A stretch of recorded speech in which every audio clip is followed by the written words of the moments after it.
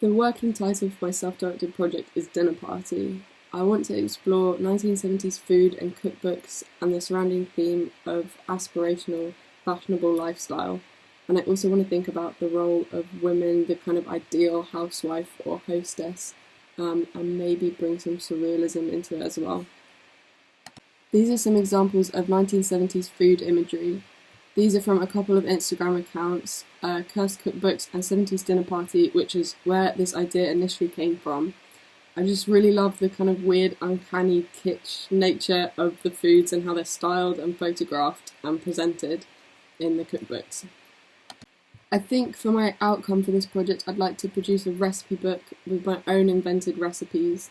And I think it'd be fun to host a dinner party to make and present the food, and then I could photograph them and photograph people at the party to kind of form the illustrations for the final book. These are from Anna Pillai's book 70s Dinner Party. The book came out in 2016 and it's a collection of just really strange and unsettling vintage recipe cards that are also just really funny, and she kind of frames them in a very fun and playful way. And that's exactly the kind of feel that I want to achieve in my work. I wanted to look at food photography and food styling. This photo on the left is the first ever food photograph, and it initially just followed the tradition of still life paintings, and then gradually, with the invention of colour photography, people experimented more with props, and in the 50s, food styling became recognised as a separate thing from food photography. In the 50s, 60s and 70s there was a trend for kind of more is more styling that got particularly exaggerated in the 70s. Susan Bright, a photography writer, said the styling was like Thanksgiving on acid and describes epic Betty Crocker feasts which make no sense as meals. On the left here there's some sausages dressed up like humans at a fashion show.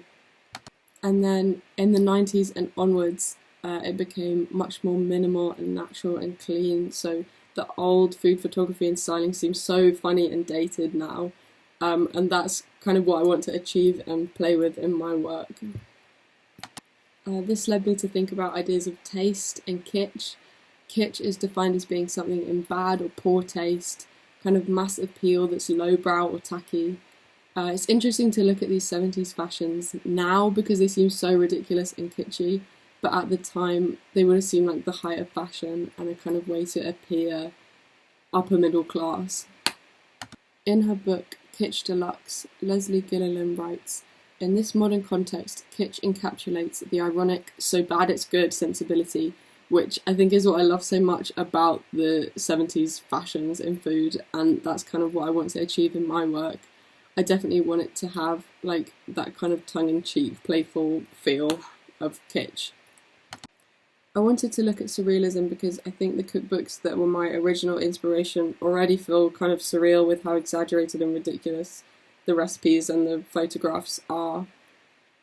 The Tate website describes surrealism as having a willingness to challenge imposed values and norms.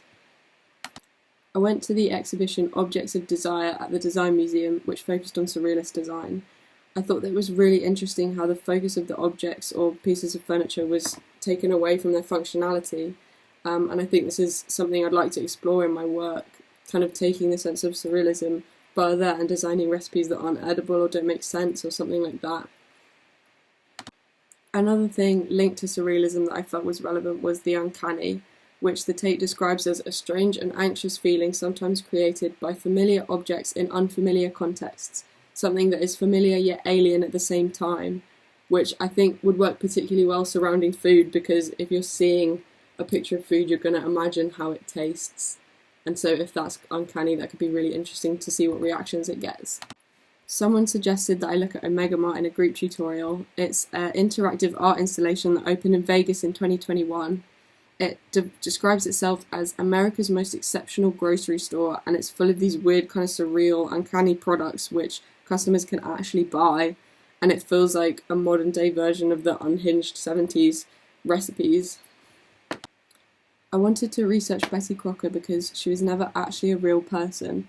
She was invented as a customer service tool in 1921. A 2021 article in the Smithsonian says she represents a cultural ideal rather than an actual woman, which I think is really interesting with this idea of the ideal hostess or housewife.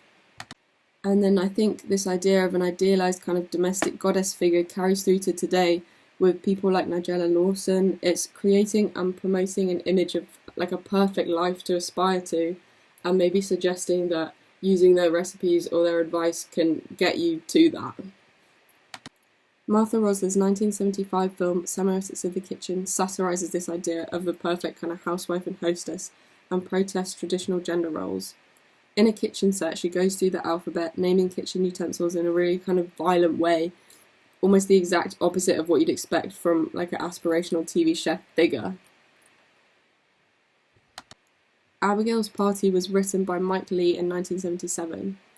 It's kind of a comedy of manners. A middle-class suburban couple are hosting drinks for some of their neighbours, and it becomes increasingly awkward and uncomfortable and kind of plays on ideas of what was seen as aspirational at the time, which is definitely something I want to explore in my work. And it reminded me of this episode of The US Office called Dinner Party, which is a similar setup and kind of is awkward and uncomfortable and becomes worse as it goes on, which kind of felt like a modern version of Abigail's Dinner Party. And it made me think that maybe there could be some kind of narrative in my work that gets revealed throughout the book and kind of becomes more unhinged. I saw this installation by Bangladeshi artist Yasmin Jahan Napur in the Tate Modern.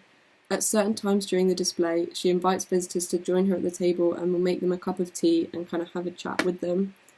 The decoration of the space has a colonial focus and highlights the history of violence and oppression in the British Empire.